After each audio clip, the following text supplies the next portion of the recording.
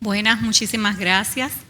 Agradecer sobre todo al comité organizador, a GEIT y a SENCAI, a Alicia, a Nancy por la invitación a participar.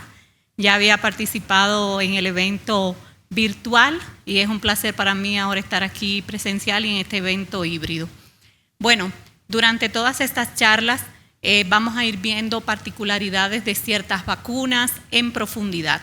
El objetivo de la charla de los próximos 20 minutos no es ese, sino hacer un resumen de las vacunas que son indispensables en los trabajadores de la salud, pero especialmente combinarnos a todos a ver cómo está la vacunación en el trabajador de la salud en cada uno de nuestros países y especialmente de las instituciones, porque a veces tenemos recomendaciones país, tenemos aprobaciones, sin embargo, si nos preguntamos dónde yo trabajo, en mi hospital, en la institución en que estoy, ¿realmente se está llevando a cabo un programa de vacunación del trabajador de la salud? ¿Se le está dando seguimiento? ¿Se sabe cuántos susceptibles tenemos a las enfermedades inmunoprevenibles en estos trabajadores? ¿O sencillamente esas recomendaciones están quedando sobre el papel y no están teniendo cumplimiento? Bueno, declaro que no tengo ningún conflicto para esta charla y estos son los tópicos que vamos a tratar en los próximos 20 minutos. Empezar hablando, ¿no?, sobre un poco de las vacunas y los objetivos de los programas de inmunización en los trabajadores de la salud. Ya sabemos lo que son las vacunas, enfatizar aquí que no solamente, ya se ha mencionado, que no es solamente impedir o evitar una futura enfermedad, sino muy importante disminuir la severidad de las mismas. Y tenemos diferentes tipos de vacunas y en diferentes plataformas y cada vez tenemos más vacunas. Ya de esto se habló hace un momento, vamos a pasarlo. Entonces, ¿a qué nos referimos con trabajador de la salud? Cuando hablamos de trabajador de la salud, estamos refiriendo a todos los que desarrollan funciones en instituciones sanitarias, ya sean pagados o no pagados, porque muchas veces tenemos estudiantes, pasantes, entre otros que no están recibiendo remuneración, pero que también están expuestos a riesgo y que también ponen a riesgo a los pacientes.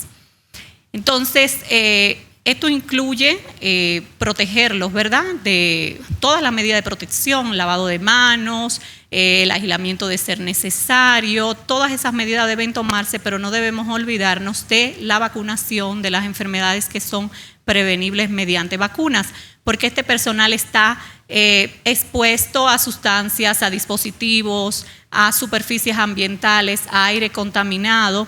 Y recordar que las instituciones de salud no simplemente son los hospitales y las clínicas, sino que también todos esos centros de rehabilitación, las residencias permanentes de adultos mayores, por ejemplo, o de niños, los centros de cuidado, los asilos, hospicios, albergues, todos estos incluyen al personal sanitario.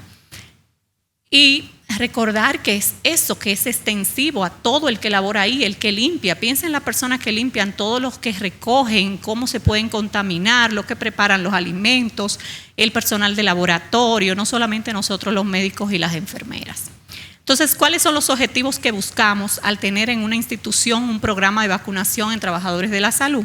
Disminuir el riesgo laboral, es decir, disminuir el riesgo para el trabajador, pero también disminuir el riesgo para los pacientes. Veremos cómo muchas vacunas también disminuimos el riesgo para los pacientes, especialmente aquellos pacientes inmunocomprometidos. También podemos buscar reducir el asentismo por enfermedad. Pensemos, por ejemplo, en la temporada de influenza, cuánto asentismo laboral se puede prevenir mediante la vacunación universal al trabajador de la salud. Y debe incluir, por supuesto, a todo el personal. Los aspectos básicos para iniciar un programa es evaluar, ¿verdad?, evaluar el estado de la situación. Y es importante evaluar también cuando un trabajador de la salud se incorpora a una institución sanitaria, cuál es su estado de vacunación. En algunos países le llaman tarjeta, otros cartilla de vacunación, pero eso, ver qué tiene, ver de dónde se parte, para completarle todas las vacunas necesarias en un adulto y algunas especiales por el hecho de ser trabajador de la salud. Algunas circunstancias especiales, porque no todas las recomendaciones incluyen las mismas vacunas, pero por ejemplo, pone de manifiesto la necesidad de las vacunas como BCG, meningococo, la antirrábica, la antipoliomelítica, especialmente los trabajadores de la salud que trabajan en el laboratorio y que manipulan estas muestras y estos cultivos y muestras biológicas. A todo trabajador de salud debemos completarle el esquema básico de inmunización del adulto, pero también considerar vacunas especiales de acuerdo al riesgo por la actividad que realiza y también el riesgo por algunas condiciones especiales que tenga. Existen brechas, se temen muchas veces las contraindicaciones. Las brechas, por ejemplo, lamentablemente deberíamos nosotros siempre ser los abanderados de la vacunación, de la prevención, pero muchas veces algunos de nuestros compañeros tienen muchas dudas, algunos se niegan a vacunarse por diferentes razones y podemos revisar en las series que la estadística es muy variable. Por ejemplo, en vacunación de influenza en países donde existen recomendaciones y donde está la vacuna disponible, a veces es menos de un 30% de los trabajadores de la salud, donde la OMS recomienda que mínimo debería ser el 75%.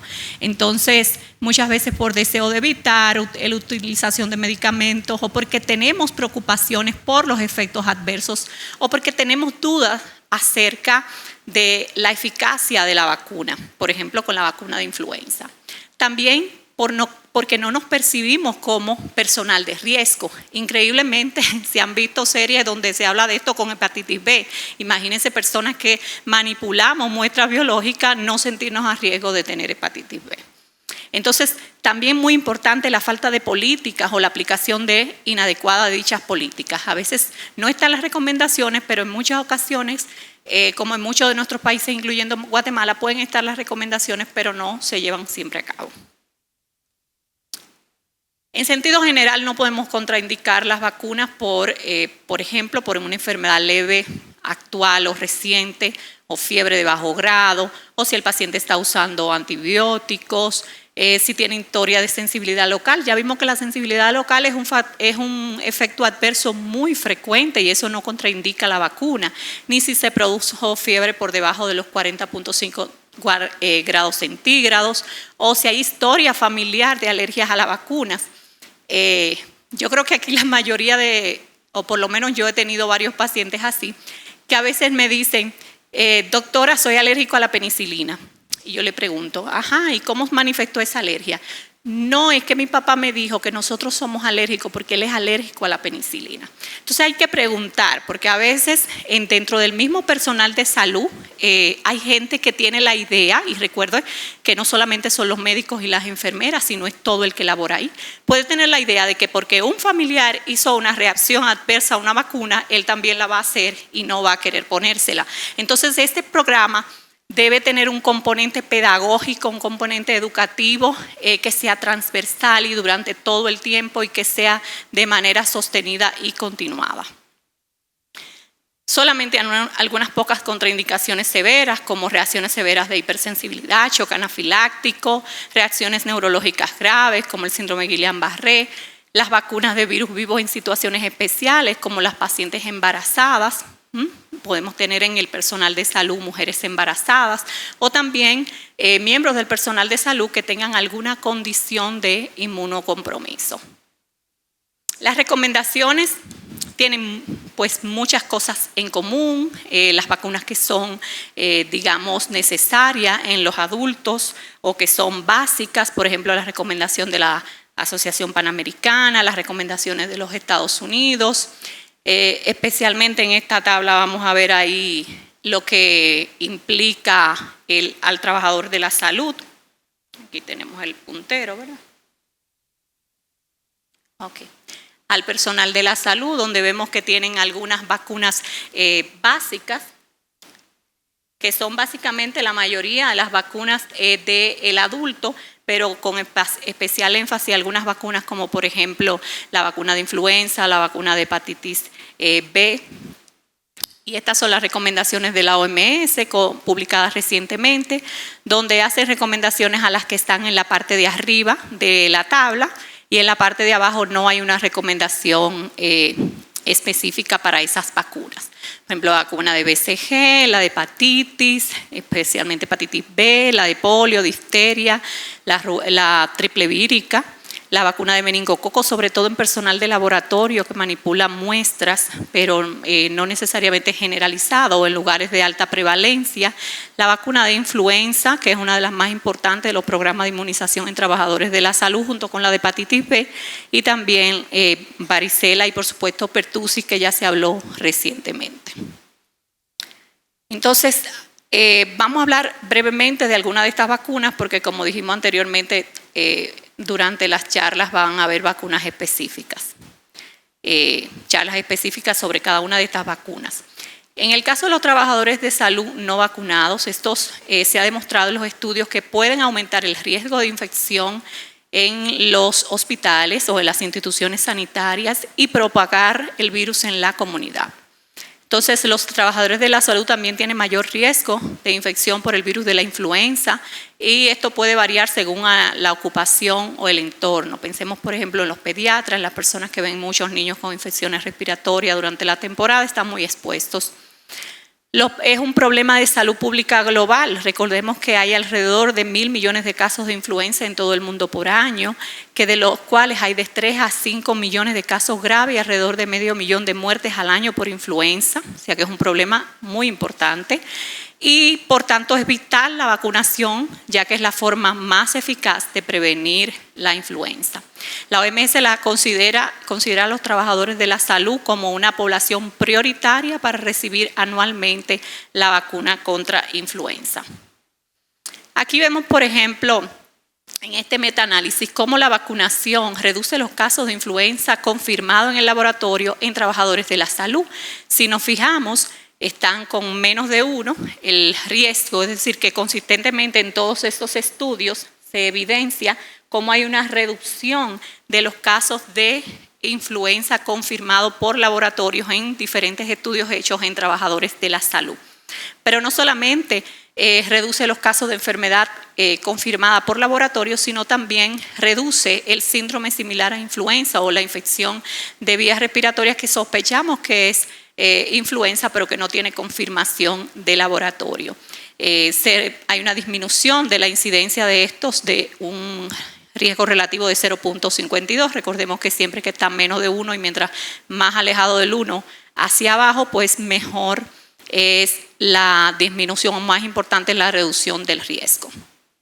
Entonces, ¿cuáles beneficios se han venido viendo desde hace décadas con la vacunación de influenza en trabajadores de la salud? Bueno, numerosos estudios han mostrado que inmunizar al personal sanitario contra influenza evita el contagio de los pacientes y reduce su morbilidad y mortalidad, especialmente aquellas personas que viven en lugares de cuidado, en los ancianos, y por tanto vacunar contra influenza al trabajador de la salud reduce el riesgo para el paciente, especialmente, como dijimos, estos más vulnerables. Estos estudios, desde que se hicieron a mediados de los años 90, en la temporada 1994-1995 en el Reino Unido, hay muchísimos otros estudios que muestran consistentemente una reducción de la mortalidad por influenza en esos pacientes mayores cuando los trabajadores de la salud que los atienden, que los cuidan, están vacunados contra influenza. Entonces, por eso mucha gente ha hablado de que inclusive es un imperativo ético para el trabajador de la salud aplicarse anualmente la vacunación contra influenza.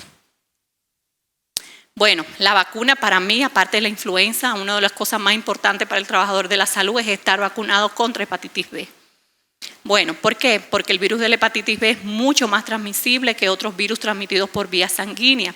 Por ejemplo, el riesgo de transmisión percutánea de hepatitis B es de un 6 a un 30%, mientras que el de hepatitis C es de un 1.8 y el de VIH es de 0.3. Son diferentes materiales infecciosos que pueden contaminar, pero especialmente documentado está la sangre y derivados, pero también es posible con muestras de semen, de fluido vaginal, de fluidos sanguinolentos y de saliva, y es muy improbable que se transmita a través de orina y de heces. Hay beneficios importantes al vacunar al trabajador de la salud, lo que queda demostrado, por ejemplo, con el seguimiento que se ha hecho en los Estados Unidos. Vemos cómo en los años 90 Habían unas 10.000 infecciones anuales en trabajadores de la salud por el virus de hepatitis B y cómo esto se reduce a partir del 2004 a unos 300 casos anuales, y eso se debe sobre todo al hecho de vacunar a los trabajadores de la salud con esta vacuna. Esta vacuna recombinante se considera bastante segura y eficaz. Se logra seroprotección en el 92% de los trabajadores de la salud que tienen menos de 40 años y en el 84% de aquellos que tienen más de 40 años. Es decir, como en muchas vacunas, el factor inmunosenescencia reduce muchas veces las respuestas a la vacunación. Se recomienda una serie de 3 dosis, como sabemos, y es importante recordar que debemos de realizar la detección de anti-HBs. Muchas veces se aplican las vacunas, pero no se determina si el paciente, y en este caso el trabajador de la salud, es respondedor o no a la vacuna. O sea, después de que nuestro programa se complete esa serie de vacunación, 1 o 2 meses después, debemos medir los anticuerpos anti-HBs o contra el antígeno en superficie. Por ejemplo, en un estudio de 159 proveedores de atención médica que fueron vacunados entre 18 y 60 años, aproximadamente el 75% de las personas tenían niveles protectores de 10 a 31 años después, es decir, que es una protección muy duradera. Por tanto, hacer los niveles de anti-HBs solo tiene sentido de forma inicial, pero no es necesario seguir haciendo determinaciones, por lo menos en la mayoría de las recomendaciones de la mayoría de las sociedades. ¿Quiénes son los respondedores? Aquellos que luego de haber completado el esquema de vacunación tienen menos de 10 miliunidades de anti-HBs. Entonces, estas personas, ¿qué debemos hacer con ellos? Bueno, debemos aplicarles una cuarta dosis, y con esta cuarta dosis vamos a tener pues una respuesta en alrededor de un 15 a un 25%. Si no respondió con esta, pues entonces hay que completar la segunda serie, es decir, 3 dosis igual que la primera, y se vuelve luego 1 o 2 meses después de completar la segunda serie a repetir los anticuerpos anti-HBs. Si estos anticuerpos aún persisten menos de 10, pues es un no respondedor, y si ese trabajador de la salud tiene una exposición, como por ejemplo un pinchazo de aguja, etcétera, con un paciente, pues debería recibir inmunoglobulina anti-hepatitis B. Hay que decir que con el segundo esquema se consigue respuesta en un 50% de los que eran no respondedores con el esquema inicial. Entonces, eso es bueno tenerlo en cuenta, y que no es necesario los refuerzos. En cuanto a la vacuna triple bacteriana acelular, también ya sabemos, se habló un poco de por qué aplicarla a los adultos, y bueno, las recomendaciones de la CIP y las recomendaciones de API también incluye vacunar al personal de salud, porque sabemos que no solamente nos protegemos nosotros, sino también a nuestros pequeños pacientes, sobre todo a los lactantes. La vacuna de varicela, aún en nuestros países un porcentaje relativamente importante puede ser susceptible al virus de la varicela, un 10% en alguna serie, otros 15, 20%. Entonces deberíamos saber quiénes son aún susceptibles, para los que aún sean susceptibles aplicarle su esquema de vacunación contra varicela. Yo debo reconocer que me contagié de varicela cuando era R2 de medicina interna, precisamente de un paciente en el hospital, y que nuestros pacientes pueden contagiarnos incluso cuando están en etapa presintomática. O sea que muchas veces no recordamos el paciente, pero es porque lo vimos con los síntomas iniciales, y pues luego entonces nosotros desarrollamos la enfermedad. ¿Qué hay que hacer? Bueno, aplicar una serie de 2 dosis con intervalo de 1 a 2 meses, y la eficacia es de alrededor de un 75%. Y también es una vacuna que se puede utilizar como profilaxis posexposición, es decir, en aquel trabajador de la salud que no tenía inmunidad previa y que lo tomamos en los primeros 3-5 días de la exposición, podemos aplicar la vacuna ya como profilaxis posexposición. Los efectos adversos generalmente son leves, pero recordar que esta es una vacuna viva atenuada, por lo tanto está contraindicada en embarazadas o inmunocomprometidos. La vacuna triple vírica. Bueno, Los brotes actuales los conocemos, de sarampión, de paperas también a nivel global se están produciendo y tenemos que los trabajadores de la salud, especialmente los que han nacido después de 1957, tienen mayor riesgo de contraer la enfermedad y desde hace muchísimo tiempo sabemos que los trabajadores de la salud tienen 13 veces más posibilidades de contagiarse de sarampión que aquellos que no son trabajadores de la salud. Por lo tanto, en esos programas de salud ocupacional debemos documentar si el trabajador de la salud tiene inmunidad, como por ejemplo una cartilla. Si no tiene nada que lo demuestre, deberíamos hacer los anticuerpos y si no tiene anticuerpos protectores, pues aplicarle la serie de vacunación de la triple vírica. Luego también sabemos que no podemos aplicarla en embarazadas ni en inmunocomprometidos. Bueno, de vacuna contra COVID se va a hablar mucho, solamente mencionar que recordemos que los trabajadores de la salud hemos sido muy susceptibles desde el principio y hemos tenido mucha morbilidad y muchas pérdidas de trabajadores de la salud durante la pandemia, que afortunadamente se han podido desarrollar múltiples vacunas con diferentes plataformas, pero que en principio, sobre todo, había una gran demanda por los países y poca disponibilidad. Entonces eso limitó y hubo que crear grupos prioritarios y que dentro de esos grupos prioritarios obviamente han estado los trabajadores de la salud. Sin embargo, pues también hemos tenido muchas barreras como la falta de disponibilidad de las vacunas en muchos países, el miedo a los efectos adversos. Ya ustedes ven el surgimiento de estos movimientos antivacunas en la región que han ganado potencia.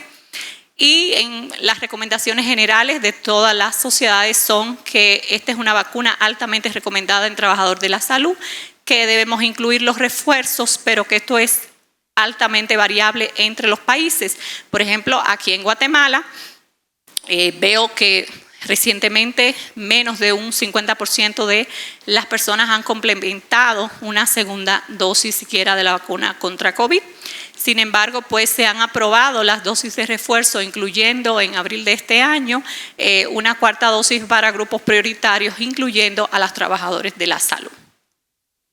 En conclusión, los trabajadores de la salud tenemos un mayor riesgo de adquirir múltiples enfermedades inmunoprevenibles, que los centros de salud deben y los países contar con políticas de inmunización y disponer de las vacunas necesarias para proteger al personal de la salud, que la vacuna contra influenza reduce la mortalidad de nuestros pacientes, por la cual siempre debe estar incluida, que las vacunas protegen al trabajador de la salud, a los pacientes, pero también al entorno, incluyendo a los familiares, que nosotros tenemos el compromiso ético de promover la salud y de promover la prevención de las enfermedades, que en el caso del virus de la hepatitis B debemos cuantificar los anti-HBs posteriormente a completar el esquema, porque vemos que si inicialmente fue un no respondedor, con un segundo esquema podemos alcanzar hasta un 50% de esas personas a hacer lo que sean respondedores. Que los trabajadores de la salud van a requerir otras vacunas de acuerdo a la situación local y a las condiciones de susceptibilidad individual que estos tengan. Muchísimas gracias por la gentileza de su atención y estamos disponibles para las preguntas.